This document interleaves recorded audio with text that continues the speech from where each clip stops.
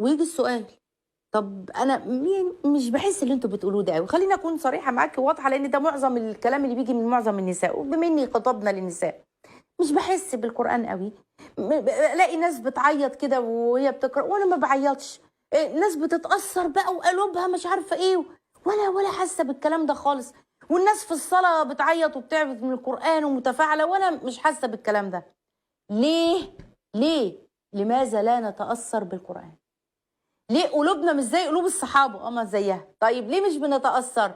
اسمعوا حاجه والله، يعني انا اول ما سمعت المحاضره دي من الشيخ من رقائق الشيخ سامح ربنا يديه طولة العمر، كان بيقول لانك لم ترزق التوفيق. كلمه جامده قوي، شديده قوي. انت اما اقول لك عشان ما انتش موفقه فانت ما انتش حاسس بالقران، لا، وقعها شديد على النفس.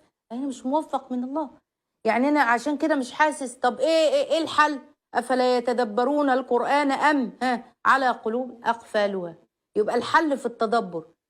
طب واعمل ايه؟ اشيل الاقفال. في اقفال عامه وفي اقفال خاصه، كل واحد له قفله. بيقول لك كل واحد اضرب بطنه، كل واحد له قفله على قلبه، كل واحد له ما يشده من الدنيا، كلما يتوب منها يرجع فيها تاني، كل واحد اللي يعرف. لكن خلينا اقول لكم النهارده 5 اقفال. ال5 اقفال ديت بتخلي حالك مع القران ما انتش فاهم، ما انتش مدرك، ما انتش عارف، ما انتش حاسس، ما انتش متاثر بالقراءه ولا بالفهم، ما انتش عارف. اول حاجه خليني اقول لكم عليها، لا يفرح بالقران. يعني ايه؟ قدسيه القران في قلبه مش موجوده، تعظيم القران مش موجود، كلام الله مش موجود. هو مش فرحان. ما انا لما هفرح بحاجه هبقى بحبها، ولما بحبها يبقى على طول برددها وبتكلم وبقول ما هيش موجود الكلام ده. عدم وجود الفرح بالقران. اقول لك ازاي؟ فاكره لما كنا بنقول الحلقه بتاعت التربيه ازاي احبب اولادي في القران، واقول لك ساعه ما تقرا الايات اسكتي.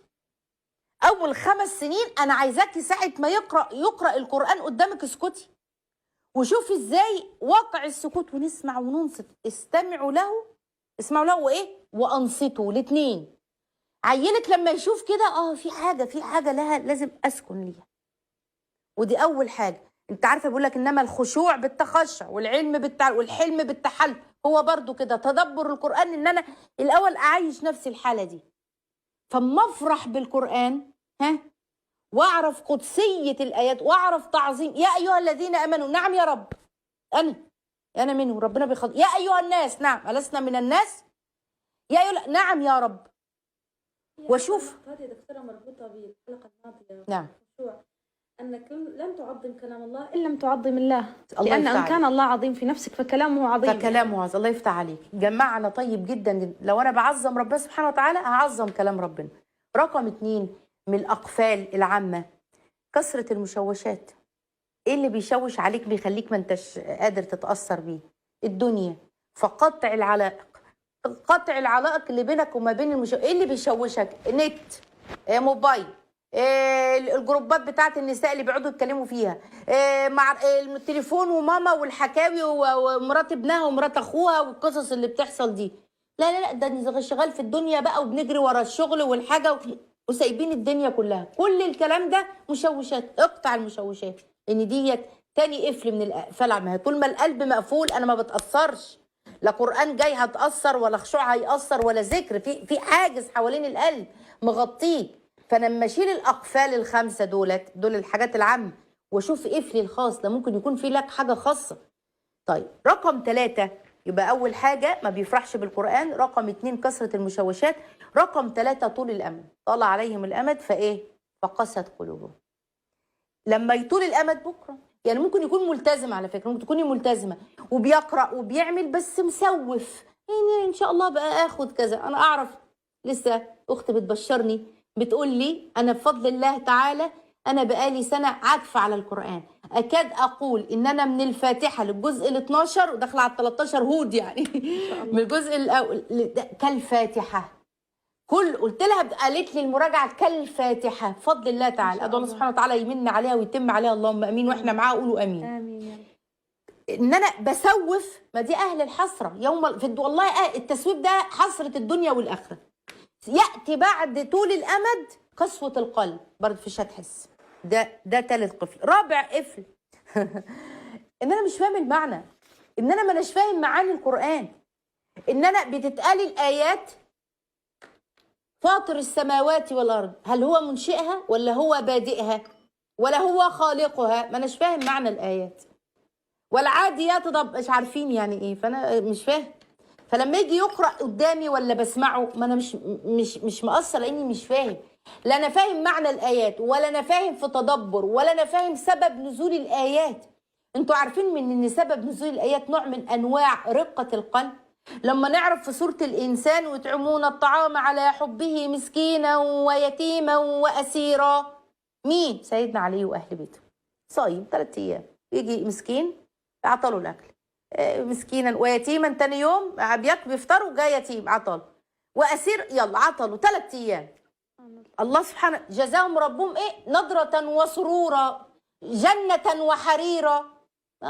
فاللي يفهم، اللي يفهم يعرف. لما تيجي الامثله. تنصحينا بكتاب اسباب نزول الله، كتاب اسباب النزول. ايوه كده منى، يعني عايزاكي ايه كده في اسباب النزول للنيسابوري، من اسهل الكتب.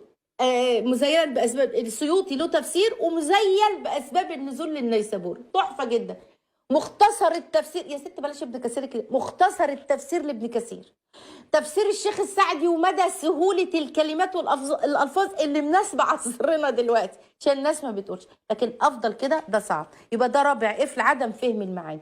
خامس قفل اللي بيتحط على القلب، ان انا ما بجاهدش نفسي ولا قلبي ان انا افهم القران.